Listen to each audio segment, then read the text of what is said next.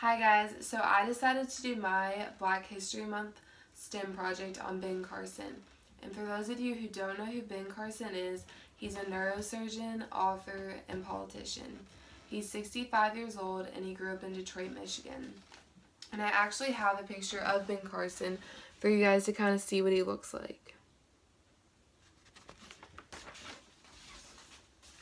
And so just a little bit of educational background on Ben Carson. He went to Southwest High School and graduated with honors, and during his time at that high school, he enrolled in the ROTC program and soon became the senior commander of that program. He went on to get a full scholarship at Yale University, and there he received his BA degree in psychology in 1973 and also his medical degree from the University of Medicine.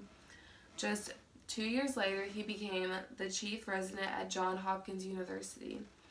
And 3 years after that, he became the director of pediatric neurosurgery. And he was the youngest person to hold this position at the time, so it was a pretty big deal. Ben Carson had a very successful career and had many achievements. One of his greatest achievements was in 1987. Carson performed a surgery to separate 7-month-old occipital craniopagus twins in Germany. Their names were Patrick and Benjamin Binder. The surgery was successful, and many say Carson was the first person to perform a surgery like this. Another achievement he received was by Time magazine, who named Ben Carson one of the nation's top 20 physicians and scientists.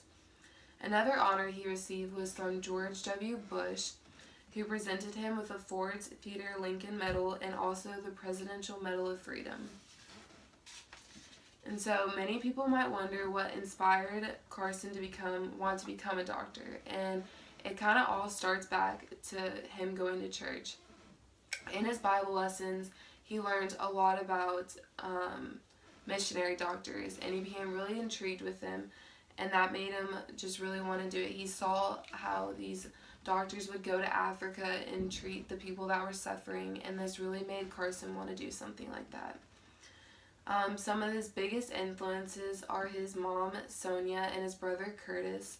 His mother always encouraged him to do his best and work hard, and that he could get anywhere he wanted to if he did that.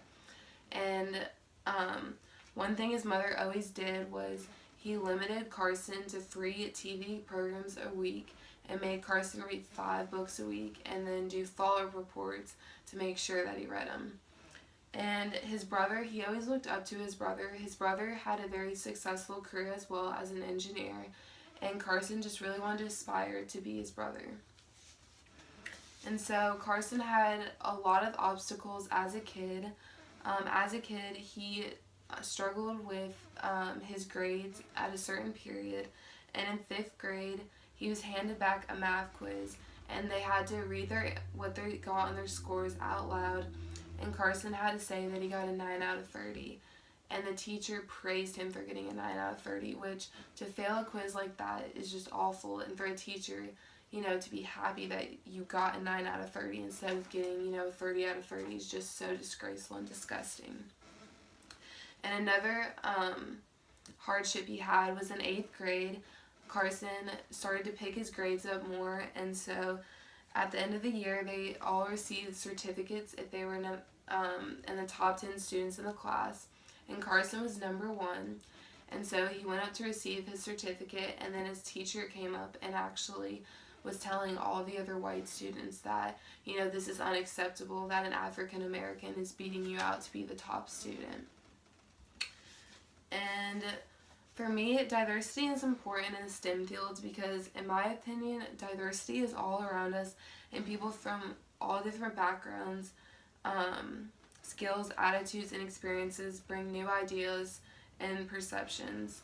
And without people like Ben Carson in the STEM field, we would have never, gotten to do a surgery to separate twins like that. He was one of the very first people who did it, and so I just believe that diversity is just such a good thing, especially in STEM field, because it just really brings in new ideas that somebody might not have thought of. So, thank you guys.